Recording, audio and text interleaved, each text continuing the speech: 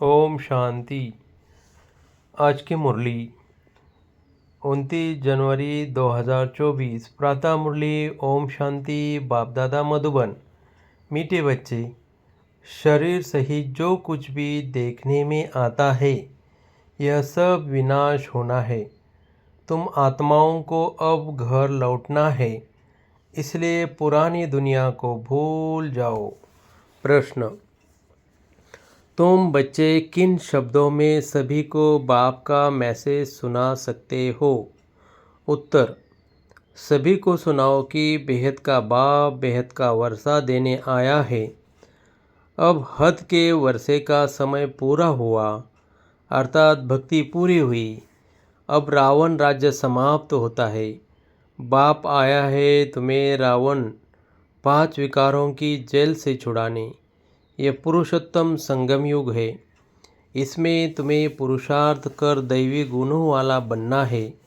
सिर्फ पुरुषोत्तम संगम युग को भी समझ ले तो स्थिति श्रेष्ठ बन सकती है।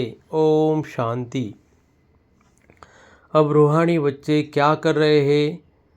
अव्यभिचारी याद में बैठे हैं। एक होती है अव्यभिचारी याद, दूसरी होती है व्यभिचारी याद।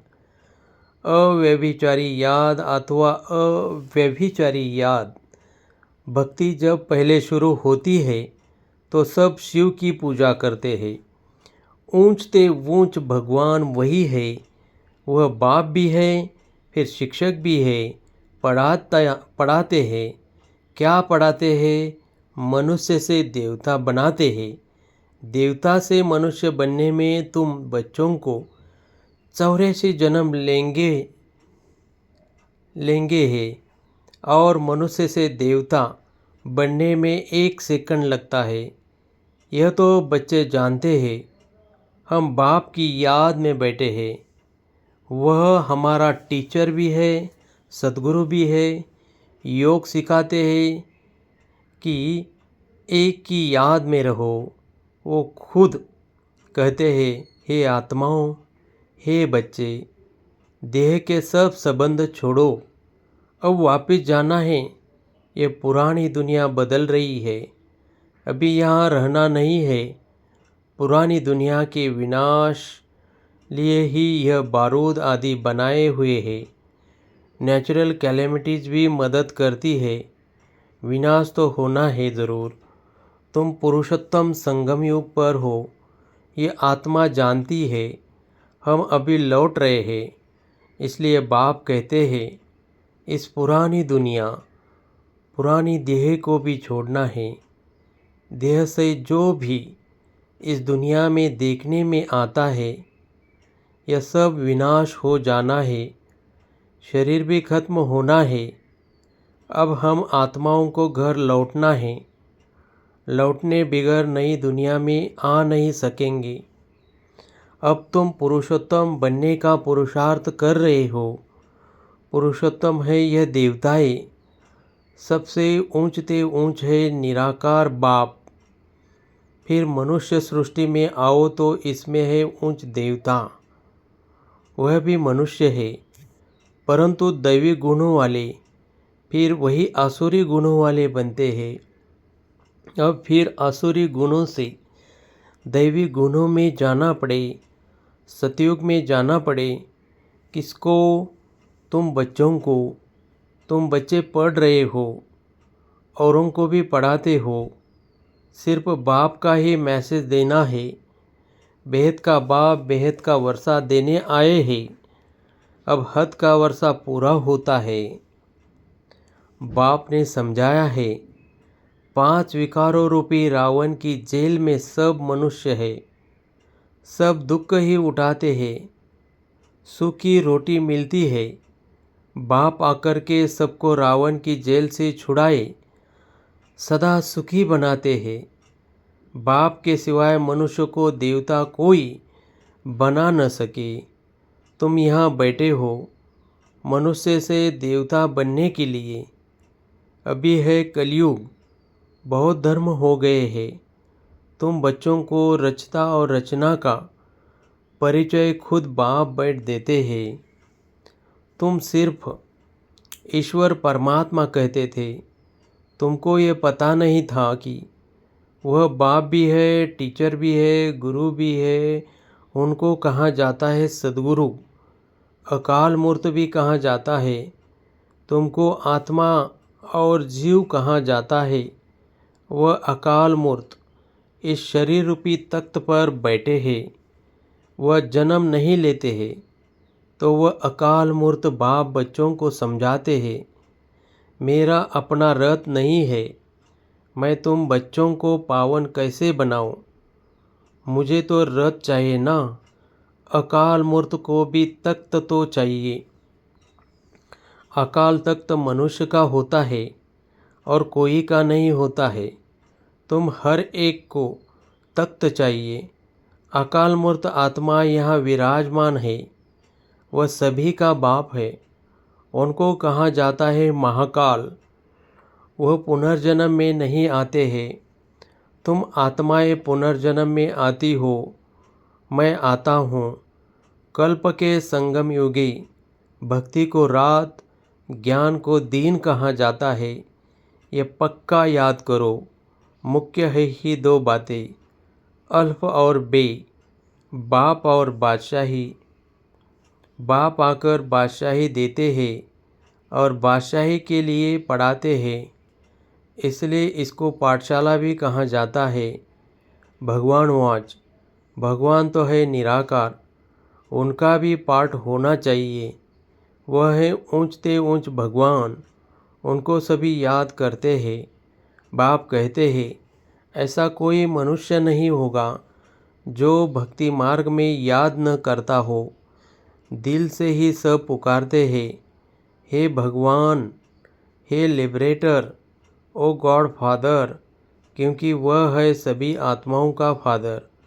ज़रूर बेहद का ही सुख देंगे। हद का बाप हद का सुख देते हैं। कोई को पता नहीं।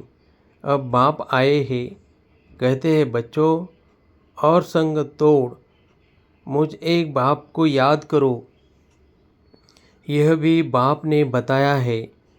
तुम देवी देवता नई दुनिया में रहते हो, वहाँ तो अपार सुख है।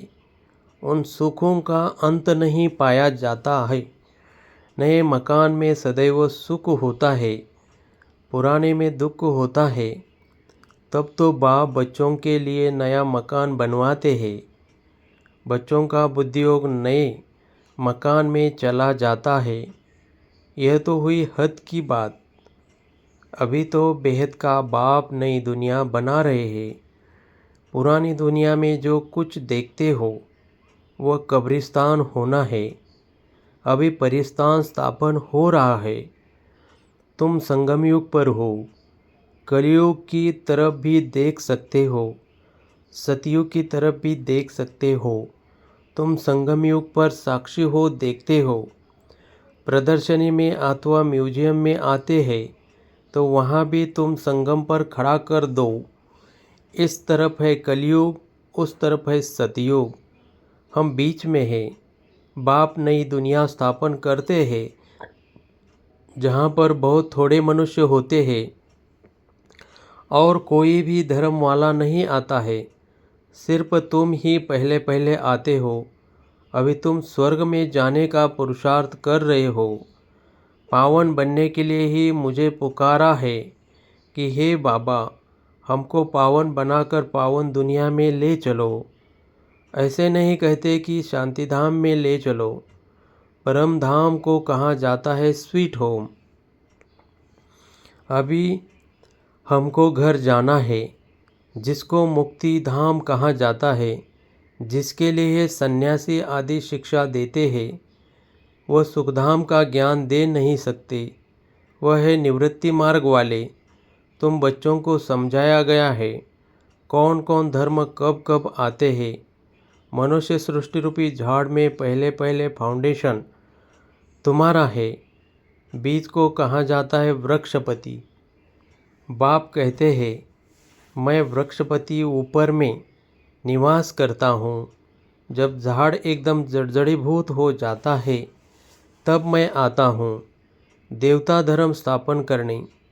बनियन ट्री का बड़ा वंडरफुल झाड़ है। बिगर फाउंडेशन बाकी सारा झाड़ खड़ा है।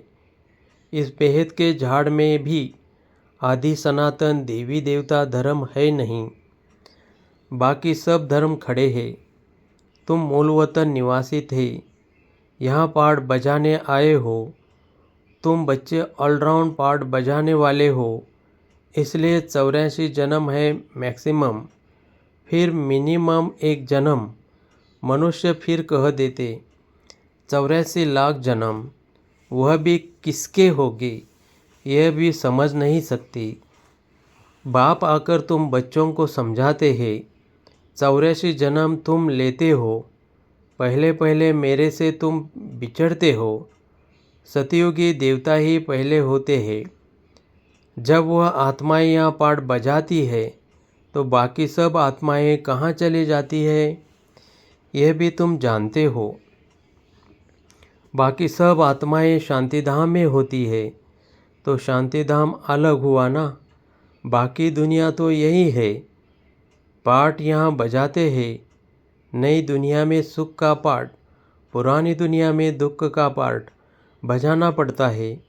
सुख और दुख का ये खेल है, वह है राम राज्य। दुनिया में कोई भी मनुष्य यह नहीं जानते कि सृष्टि का चक्र कैसे फिरता है। न रचयिता को न रचना के आदि मध्य अंत को जानते हैं। ज्ञान का सागर एक बाप को ही कहा जाता है। रचयिता और रचना के आदि मध्य अंत का ज्ञान कोई शास्त्र में है नहीं।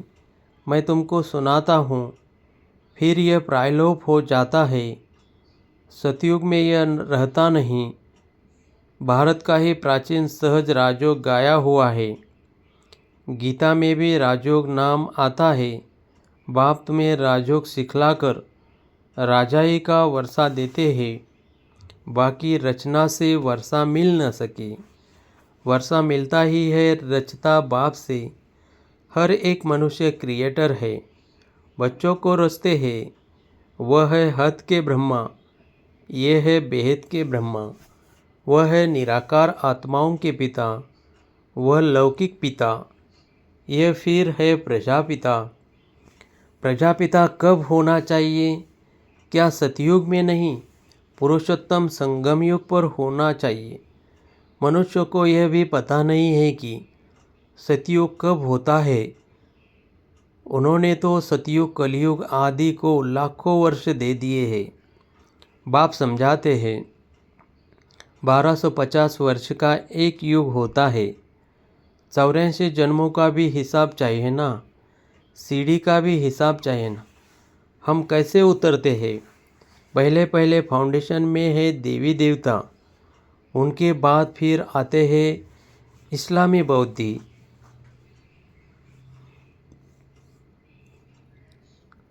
बाप ने झाड़ का राज भी बताया है। बाप के सिवाय तो कोई सिखला न सके। तुमको कहेंगे ये चित्र आदि कैसे बनाए, किसने सिखाया? बोलो बाबा ने हमें ध्यान में दिखाया, फिर हम यहाँ बनाते हैं। फिर उनको बाप ही इस रथ में आकर करेक्ट करते हैं कि ऐसे ऐसे बनाओ, खुद ही करेक्ट करते हैं। श्री कृष्ण को श्याम सुंदर कहते हैं, परंतु मनुष्य तो समझ नहीं सकते कि क्यों कहा जाता है। यह वैकुंठ का मालिक था तो गोरा था, फिर गावड़े का छोरा सावरा बना, इसलिए उनको ही श्याम सुंदर कहते हैं। यही पहले आते हैं ततत्वम। इन लक्ष्मी नारायण की राजाई चलती है। आदि सनातन देवी देवता धर्म की स्थापना कौन करते हैं, यह भी किसी को पता नहीं। भारत को भी भुलाए, हिंदुस्तान के रहवासी हिंदू कह देते हैं। मैं भारत में ही आता हूँ। भारत में देवताओं का राज्य था जो अब प्रायलोप हो गया है। मैं आता हूँ फिर से स्थापना करने। पहले पहले है ही आदि सनातन देवी देवता धर्म। यह झाड़ वृद्धि को पाता रहता है। नए नए पत्ते मठ पंथ पिछाड़ी में आते हैं तो उनकी भी शोभा हो जाती है। फिर अंत में जब सारा झाड़ झड़झड़ीभूत अवस्था को पाता है तब फिर मैं आता हूँ। यदा यदा ही आत्मा अपने को भी नहीं जानती तो बाप को भी नहीं जानती, अपने को भी गाली देते, बाप को और देवताओं को भी गाली देते रहते हैं। तमो प्रधान बेसमझ बन जाते हैं। तब मैं आता हूँ। पतित दुनिया में ही आना पड़े। तुम मनुष्य को जिए दान देते हो, अर्थात मनुष्य से देवता बनाते हो, सब दुखों से दूर कर देते हो, सो भी आधा कल्प के लिए। गायन भी है ना, वंदे मातरम। कौन सी माताएं जिनकी वंदना करते हैं? तुम माताएं हो, सारी सृष्टि को बहिष्ठ बनाती हो। भले पुरुष भी है लेकिन मेजॉरिटी माताओं की है, इसलिए बाप माताओं की महिमा करते हैं। बाप आकर तुमको इतनी महिमा लायक बनाते हैं। अच्छा, मीठे मीठे सिखले दे बच्चों प्रति माता पिता बाप दादा का याद प्यार और गुड मॉर्निंग। रूहानी बाप की रूहानी बच्चों को नमस्ते। धारणा के लिए मुख्य सार: अपार सुखों की दुनिया में चलने के लिए संगम पर खड़ा होना है। साक्षी हो सब कुछ देखते हुए बुद्धियोग नई दुनिया में लगाना है। बुद्धि में रहे, अभी हम वापस घर लौट रहे हैं। 2. सभी को जियदान देना है। मनुष्य से देवता बनाने की सेवा करनी है। बेहद के बाप से पढ़कर दूसरों को पढ़ाना है। दैवी गुण धारण करने और कराने हैं। वरदान: सदा श्रेष्ठ समय प्रमाण, श्रेष्ठ कर्म करते वाह वाह के गीत गाने वाले भाग्यवान आत्मा भव। इस श्रेष्ठ समय पर सदा श्रेष्ठ कर्म करते वाह वाह के गीत मन से गाते रहो। वहाँ मेरा श्रेष्ठ कर्म या वह श्रेष्ठ कर्म सिखलाने वाले बाबा, तो सदा वाह वाह के गीत गाओ। कभी गलती से भी दुख का नज़ारा देखते भी हाय शब्द नहीं निकलना चाहिए। वाह ड्रामा वाह, और वाह बाबा वाह, जो स्वप्न में भी नहीं था वह भाग्य में घर बैठे मिल गया। इसी भाग्य के नशे में रहो। स्लोगन: मन बुद्धि को शक्तिशाली बना दो तो कोई भी हलचल में अचल अडोल रहेंगे। ओम शांति।